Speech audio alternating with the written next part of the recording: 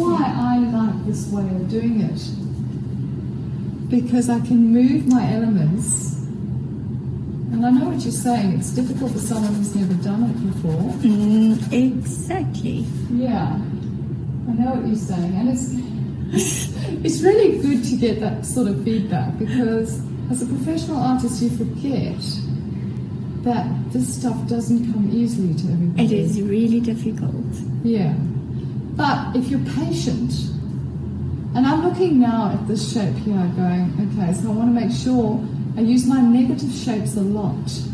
What is negative shapes? The shapes in between things to see, to get my drawing right.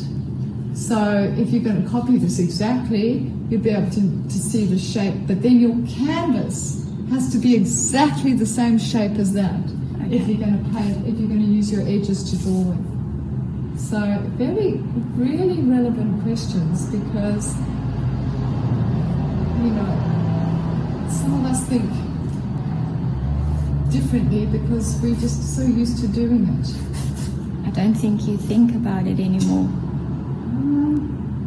No, not really. Well, I do actually. That's wrong, because I'm still measuring. I still haven't got that magic ability just to draw without measuring. And I think everybody has the capacity to see.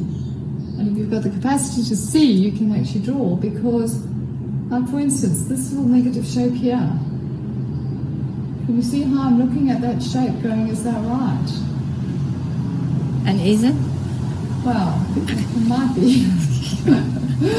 But see, I can go from there, like this little arm here. I can actually put that down and also here we're not actually we're going to be doing something a little bit freer.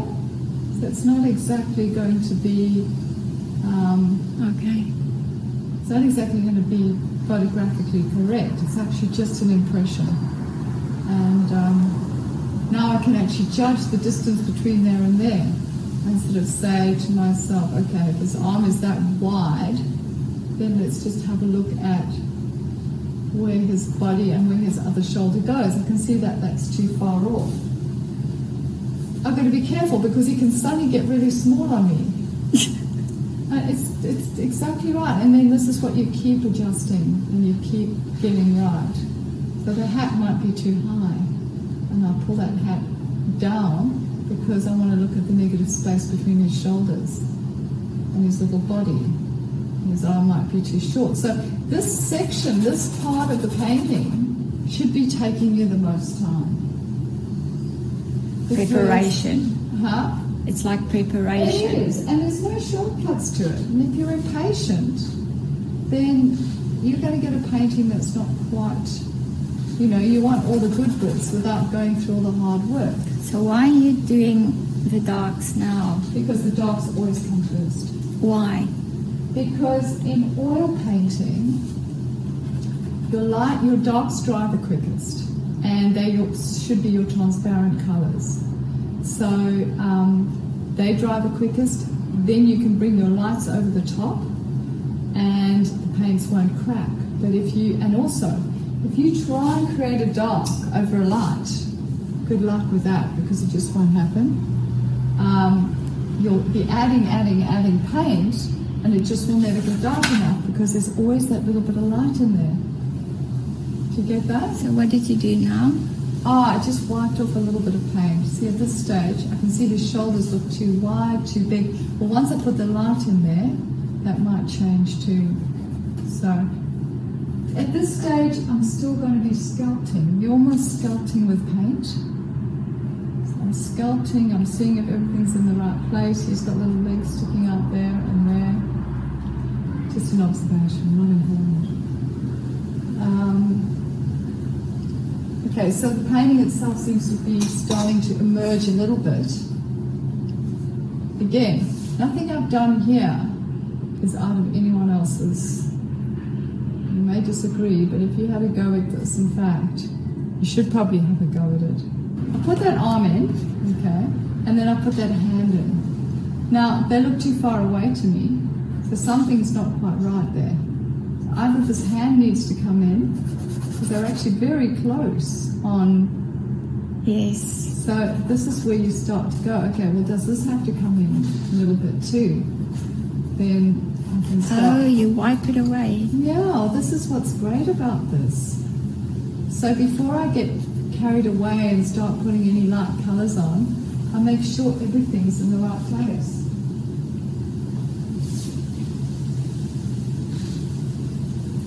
Like that. Now look at this negative space there, see? Oh, And I'm judging how far it is, and you know, so where's my arm? So now my arm's here, and obviously this is there. So you see I'm getting that negative space right.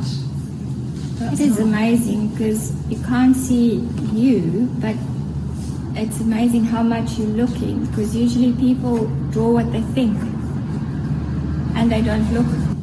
When you let your right brain take over, your right brain is very good at measuring distances. Your right brain doesn't name everything. And the way people get to understand that is they turn their pictures upside down. So your brain doesn't start naming things when it's upside down, doesn't know what it is. Just looks at shapes. Doesn't know what a hand is or whatever, just sees the shapes and the angles. So it's the shapes and the angles. If you can look at a drawing and you can see a triangle, for instance, the shape, for instance, this thing here, you know that's a triangle. But I've still got to look at what angle Yes. that is. And the way I do that is by straightening that up, taking that angle and putting it there. Okay, so I've pretty much nailed that one. Well done, Leanne. That angle there is at a different angle. Can you see? Yes. And it's those subtle differences that actually are what we're looking for. Everything still needs to be accurate, and we need to create that accuracy right from the word go. So I've now got you in the shot to show how much you're looking. Ah, awesome. Okay, so let's put the stock in here. Okay. So again, I'm going to look at the angles as I draw. See that angle there of his bottom? Oh, yes. Take that angle. There's another angle there. There's there. And there's another angle. It does that. I always double check my angles too, because it's easy to get them wrong. Okay, now the size of the dog. This is Yeah, what's yeah, I know. troubling me. Well, if we do the dog big, the dog's just a big Dalmatian. Wait, don't be troubled. Just do not be troubled. Let's do that. Okay. So let's decide that that is his tummy. Okay. It has That's to be his bigger tummy. because it's in front of everything. Well, it doesn't have to be that big. It could be a tiny little dog. Just do that. So I'm looking at this angle again. See? So I put that angle in. That angle there is the leg. So, but deciding on that shape, can you see? Now I can Yes. measure the other shapes against it. So, That's very cool.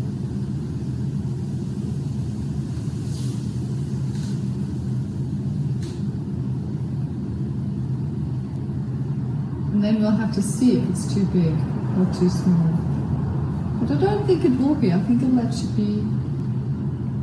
Let's just go this It looks shape. very fat. Okay, so let's just sort of put his head in. And his leg. He looks beautiful. I mean, he's not, obviously the shape's right, but he looks great in there. So, what's important when deciding where to put things on the canvas? Well, you're right in asking that question, and I know why you're doing it, because you're turning around and saying, well, how would I have known what Yes. size to put him? Yes. And how, okay, for me, I saw this as a compositional thing. I've also got to compare, okay, I don't have anything to compare this dog with in this photograph. So I don't actually know how big he really is in comparison to anything else. But, you know, the viewer's just going to see the story. And if he's a little bit bigger, or smaller, and the story still works.